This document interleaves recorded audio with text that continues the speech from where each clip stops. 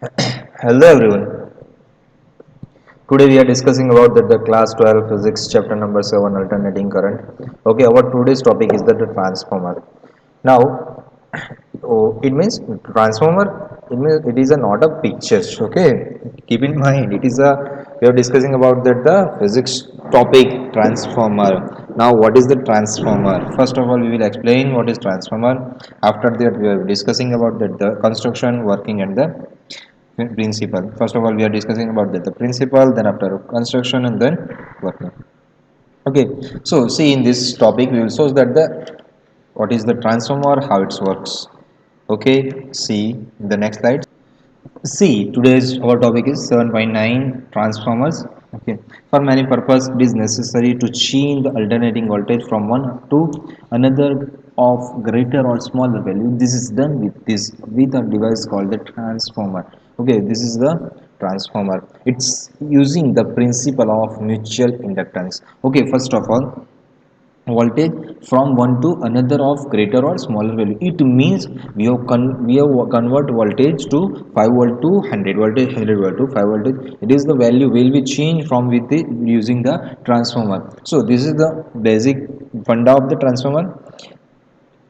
And now second thing is that mutual inductance. Now first of all, what is the mutual inductance? Mutual inductance, it is a one type of induction. Inductance, it means it not a need that any kind of connection with respect to another things. On that time we will just transform from the during to the induction. It means that we have transformed electrical energy, electric current into the another circuit due to the magnetic field. This is the inductance. Okay, one type of inductance we have shown in the first chapter, the inductance, induced emf, or this is of this topic. We were discussing about the inductance, mutual induction. Okay, so a transformer consists of two set of coils. There are the two set of coils. See, there are the two set of coil. See here, there are two set of coil. First one is the primary coil, second one is the secondary coil. So there are the two coils are there. So there are the two types. Construction has also two types of construction. See here, this is the see first one. First figure shows that the our two arrangement, winding primary and second coil of coil in a transformer. So first one is the two coils on top of each other. They are the top of each other. It means they are the connecting by the not a connecting by a wire, but connecting via loop. Okay, so one wire is aligned with the another wire. So on that time, it is the first one is first thing, and second is the two coils on a separate limb on the core. So see, this is the iron core, soft iron core. So okay, this is our soft iron core, and we are winding this coil, copper coil, on the iron core. On that time, it is separated by limb. Okay, see here, this is separated limb. It is one is here, one is here. So it is separated by limb. So see in the transformer consists of two set of coil insulated from each other. They may wound off on a soft iron core. Now why we are taking the soft iron core? The soft iron core, it is a highly ferromagnetic material. Okay, there are the paramagnetic, diamagnetic, and the ferromagnetic material. So paramagnetic and paramagnetic and diamagnetic are not used in here due to there are the no there are the magnetic field laws of the magnetic field. And here whenever we are using the ferromagnet, on the time all the absorbs on of the all magnetic lines. So we are taking that the soft iron core of the ferromagnetic material. So either one of the top of the other, as is shown in figure A. We have chosen already figure A, and separate the limb of core as in figure in 2. So one of the coil is called the primary coil. One first coil is called known as the primary coil. It has a number of turn is NP, and the other coil is called the secondary coil. It has a number of turn NH. So often the primary coil is the input coil, and the secondary coil is the output coil of the transformer. Okay, see here, it is an input. See in this slides you shows that it is an input coil. Okay, primary coil, this is the input coil, and the secondary coil, see this is the secondary coil. Our the secondary coil is our output coil. So it is a wounded on the soft iron core. Okay, it is a wounded on the soft iron. Why we are taking the soft iron core? Because due to the ferromagnet. Now why we are taking the ferromagnetic material? Because of ferromagnetic material, because of that if there are the it is principle of that the mutual inductance. Okay, the transformer principle is that the mutual induction. So mutual induction, it means that we need the magnetic field, highly magnetic field. So we are discussing about the highly magnetic field. On the time we need to be using that the soft iron core. So see, this is the first one, is that the two coils on top of each other, and the second is that it's a primary coil and the secondary coil. But here also there are the two types of transformer. First one is the step up transformer, second one is the step down transformer. After we are discussing in this lecture. So when alternating voltage is applied to the primary, the resulting current produced at alternating magnetic flux, which links the secondary and induced EMF in it. What it is say? The voltage is applied on primary coil. It means we are applying the primary on the primary coil. On that, the resulting current produce alternating magnetic field. It means it is a produce the magnetic field according to the right hand thumb rule. I will explain in the fourth chapter. So the current resulting current produced and alternating magnetic flux will be produced. So the secondary induced an EMF it is. Okay, the secondary coil will be induced by the first coil. So the value of this EMF depend on the number of turns in the secondary coil.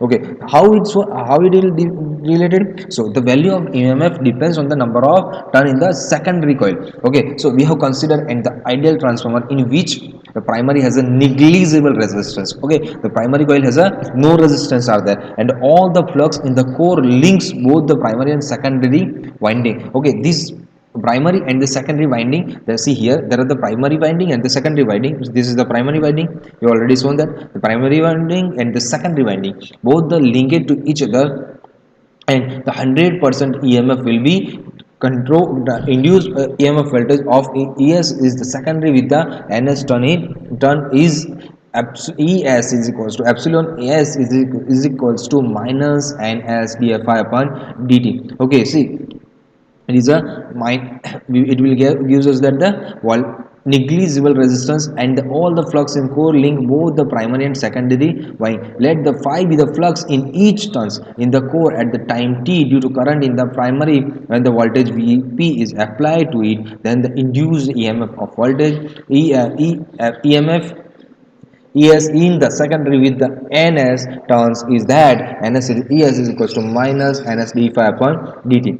Okay, so now see, the another is thing, the alternating flux also induce an EMF called a back EMF. It means it will be back EMF to the primary coil, secondary coil to do due to the primary coil. So it will call that the back EMF in the primary. Thus, this is it will gives us that the EP is equals to, or epsilon p is equals to minus np d phi upon dt. But suppose we are considering as that the ep it is equals to vp. So if there were not, so the primary current would be infinite, since the primary has a no, primary has a zero resistance. Okay, suppose what you will get the ep on the time that the v voltage across the primary voltage and the EMF of the volt, both are same. So there is a resistance is zero. Okay, there are the resistance is zero. If the secondary is open circuit or the current taken from it small, then do a good approximation.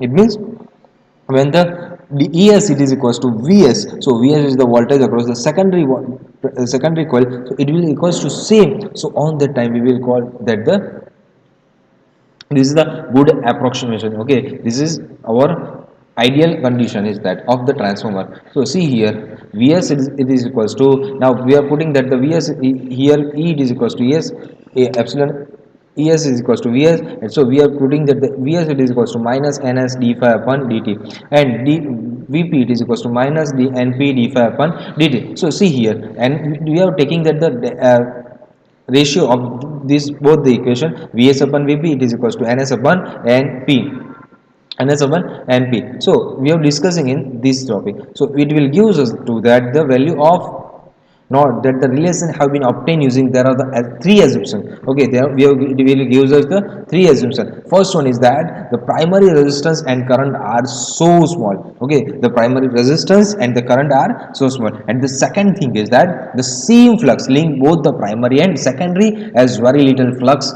escape from the core. And the third one is the secondary current is small. This is the three assumptions of the ideal transformer. Okay, but it is not possible in the ideal transformer. But we are considering just as a ideal transformer. If the transformer is assumed to be 100% as efficiency, no energy loss, it will never happen, no energy loss. But we are just to consider as the if the transformer is assumed to be 100% efficient, okay, 100% efficient, no energy losses, the power input is equals to power output. And since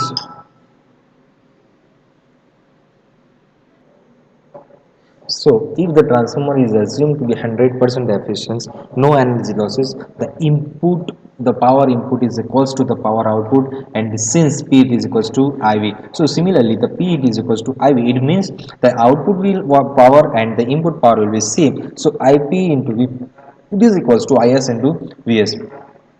Although so some energy is always lost, this is the good expression, approximation. Since a well designed transformer may have an efficiency of more than 95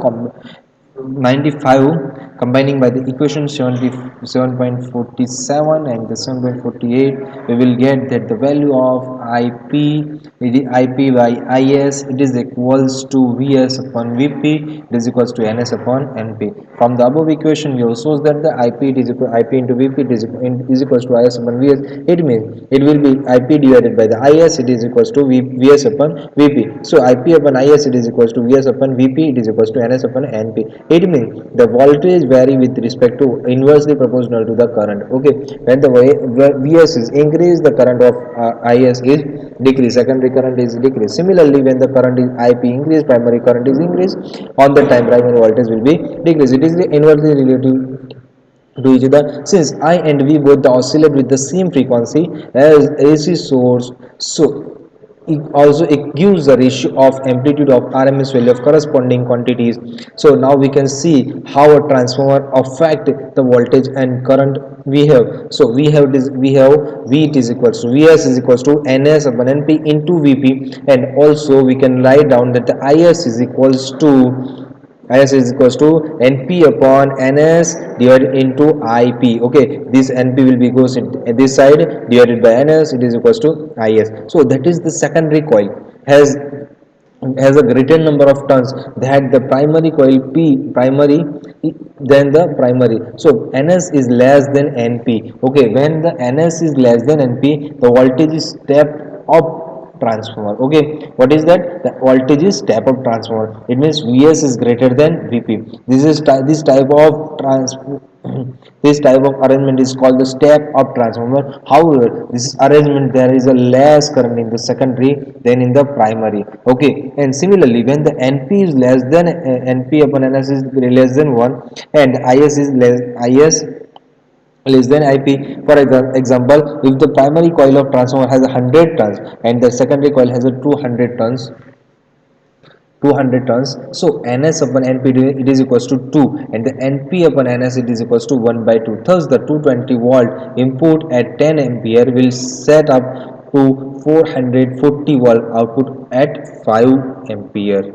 Okay, so this is the for example, if the secondary coil has a less turn than the primary, so ns less than np, we have a step down transformer. In this case, vs less than vp and the is is greater than ip, that is the voltage step down transformer. Okay, on that time voltage will be decreased, obtain the more or reduced and the current is increased. The equation obtained above applied to ideal transformer without any energy losses, but an actual transformer small energy losses do occur due of the following reasons. There are the four following reasons. First one is the flux leakage, second one is the resistance of the winding, third is the ED current, and the fourth is the hysteresis loop. Okay, so first of all, the flux leakage. There is always some flux leakage. Flux leakage, it means the magnetic flux will be leakage. So that is not of all the flux due to the primary passes to the secondary due to the poor design of the core. Okay, we have the poor design of the core, and after air or the air gap in the core, how much airs are in the gap,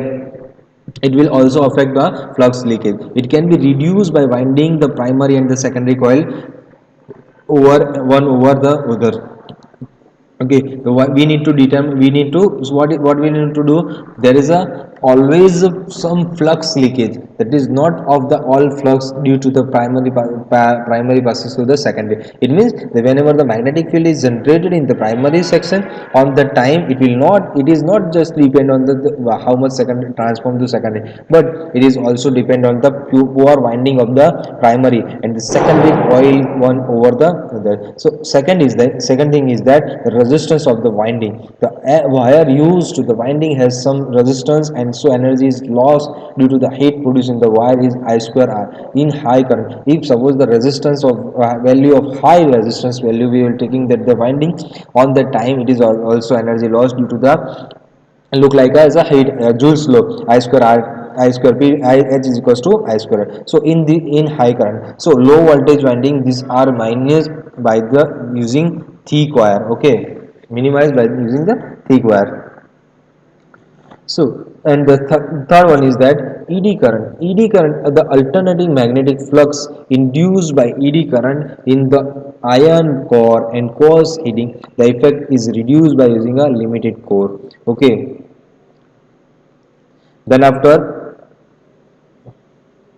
we are discussing about that the hysteresis loop. Hysteresis loop, it means whenever we are applying the voltage on the time, the current path will be different, and after the voltage will be reduced on the path will be another path, it will come back at the another path. It means it have a something is left inside of the material. So this will be making a one hysteresis loop look like a mango. So this is known as the hysteresis. The magnetization of core repeatedly reversed by the alternating magnetic field. The resulting expenditure of the energy is the core appears in the heat and in kept to minimize by using a magnetic material which has a low hysteresis loss. Okay, what do we need to require? Low hysteresis loss. I will explain in the fourth chapter hysteresis loop. So here just to consider in as a hysteresis, it is the magnetization of the core is repeatedly reversed by the magnetization of whenever the we are putting that the B versus H graph. Okay, on that time we will get that the hysteresis loop. So magnetization of the core is repeatedly reversed by alternating magnetic field. The resulting expenditure of energy in the core appears as heat and is kept to minimum by using a magnetic material which has a low hysteresis loss. Okay, so the large scale of transmission and the distribution of electric energy over the long distance done with use of transformers. What we what we do, suppose we have in the our Gujarat have a thermal power station. So suppose the thermal power station generate the large number of voltage, but we need to transform from one point to another point. On that time we need to require large amount of voltage. Okay, large amount of voltage. So on that time we will convert into this voltage into the, suppose we have a 5 volt, we need to convert into 220 volt. On the time we need to use step up transformer. So that large scale transmission and the distribution of electric energy over long distance is done with the use of transformer. Now suppose we need now at the our outside of the DP on that time on the DP have a 1800 volts. Okay, and we are in our whole house we will using that the 220 to 230 voltage and with the 50 hertz frequency. So how it will transform? So the transformer will be step down transformer. We are using the step down transformer. Using the step down transformer, it will transform 1800 volt to 220 volt by using the primary coil and the secondary coil. So the voltage of the generator is stepped up so that the current is reduced, and the consequently the I square R loss is cut down. It is then the transmitted over long distance to an area substation near the consumer, there the voltage is stepped down. It is the future step down at the distributing substation and the utility poles before power supply of 220 volts reach our homes. Okay, thank you guys. If you have any kind of problems, if you have any kind of confusion, then comment in the comment box. Thank you guys. If you okay, thank you so much guys. If you have any kind of query and doubt, then comment in the comment box. Okay.